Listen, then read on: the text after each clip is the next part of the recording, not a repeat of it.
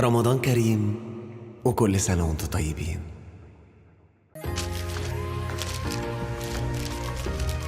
السلام عليكم ورحمة الله وبركاته يا أحلى أخوات. رمضان كريم وكل سنة وانتم طيبين.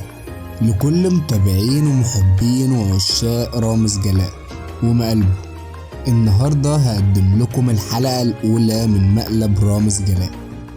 وبعد طول انتظار وصبر كبير جدا، أخيرا نزلت أول حلقة لرامز جلال في برنامجه رامز جاب من الآخر.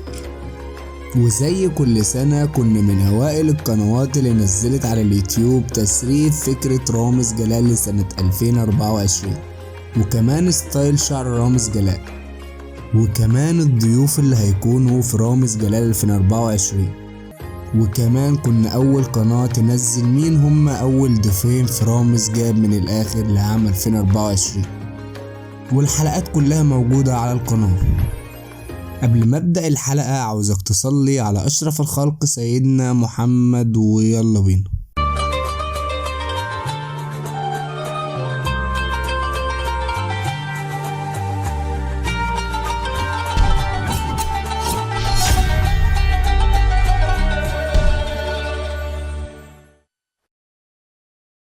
بيبدأ البرنامج والحلقة الأولى زي ما قلنا قبل كده على القناة، إن المقلب والضيوف بيكونوا عارفين إن هم رايحين لرامز جلال، بس بيكونوا عارفين إن هم رايحين لبرنامج رامز جلال مش المقلب.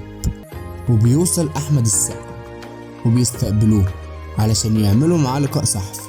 بعد كده بيخضوا رامز جلال وبيظهر له، وكده بيتأكد أحمد السقا إن ده مش مقلب وإنه برنامج عادي لرامز جلال.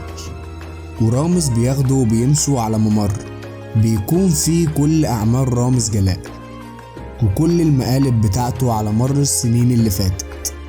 بعدها بيدخلوا أوضة الذكاء الاصطناعي وبيقوله إنه لما يقوله كلمة السر يقولها ويبدأ يمثل شخصية من الشخصيات اللي قدامه.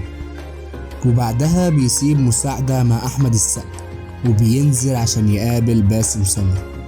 وبيوصل باسم سمرة وبيستقبلوه برضه، ورامز بيخضه بس مش بيتخض خالص. ورامز بيقوله انت مش كنت بتقول ما بتجيش برامج المقالب والبرامج اللي زي دي؟ قاله انا قلت ان انا ما بجيش مقالب بس ده برنامج عادي. ورامز اخده برضه وطلعوا فوق وقاله نفس الكلام على اوضة الذكاء الصناعي. وبعدها الاتنين بيدخلوا اوضة الذكاء الصناعي مع بعض، ورامز بيبلغهم عن كلمة السر وهي الكلام في السيفون. وأول لما بيقولوها بيشدوا الأرضية من تحتهم وبيقعوا وقعة خطيرة جدا، وبيقعوا على زحليقة وبينزلوا في مكان وبيقابلوا رامز جلال. بس بيكون رامز قاعد في مكان عالي بيتحكم في الأرضية، والأرضية بتاعت المكان بتكون عبارة عن سير بيحركهم رامز جلال. وبيبدأ يقول لهم إن باسم سمرة غلط في أحمد السقا قبل كده، وبيخليهم يتكلموا مع بعض ويتصافوا ويتصالحوا. وبيطلع كلب في آخر السير، ورامز بيفتح باب تاني علشان يدخلوا فيه بس بيرفضوا، فرامز بيزود سرعة السير، ولو تعبوا وبطلوا يجروا كده هيروح للكلب، فبيخافوا ويوافقوا يدخلوا من الباب اللي فتح لهم ده. وأول لما بيدخلوا بيلاقوا تعبان. بعدها رامز بيخليهم يروحوا يقعدوا على الكوبري، واللي ما بيسمعش كلامه بيضربه بالمسدس زي أحمد السقا كده، ما سمعش كلامه فضربه بالمسدس في ظهره. بعد ما بيقعدوا على الكوبري بيجي حجر كبير يقفل الطريق علشان ما يرجعوش تاني لورا.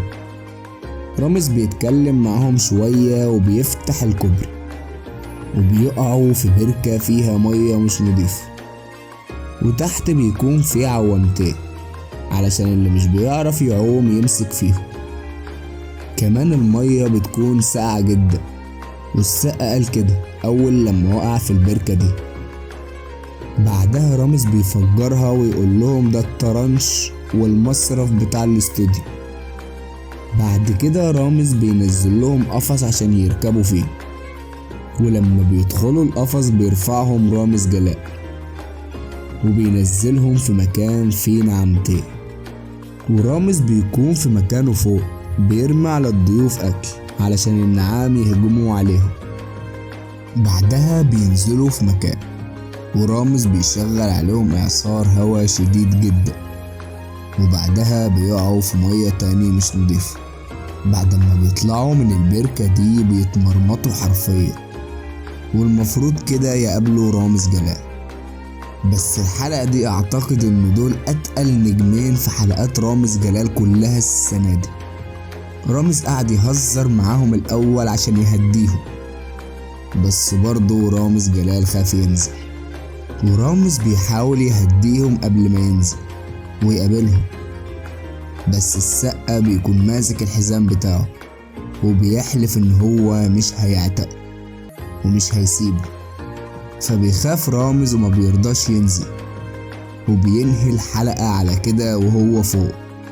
التوقعات للمقلب ده كانت اقوى من كده بشوية، خصوصا ان السنة دي اكتر سنة يحصل تكتم على اسم البرنامج وعلى فكرة المقلب للدرجة دي.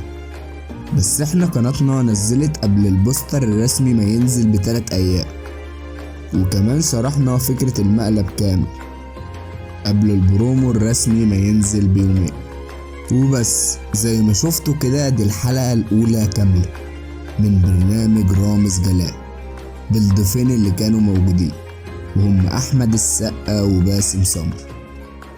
دي تاني مرة يظهر رامز جلال بشخصيته قدام الضيوف، عملها قبل كده في برنامج رامز مجنون رسمي، وعملها السنة دي كمان في رامز جاب من الآخر.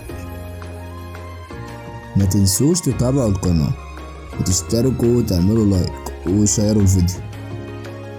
قولنا في الكومنتات الحلقة كانت قوية والمقلب السنة دي كان قوي زي ما كنتوا متوقعين ولا برنامج عادي؟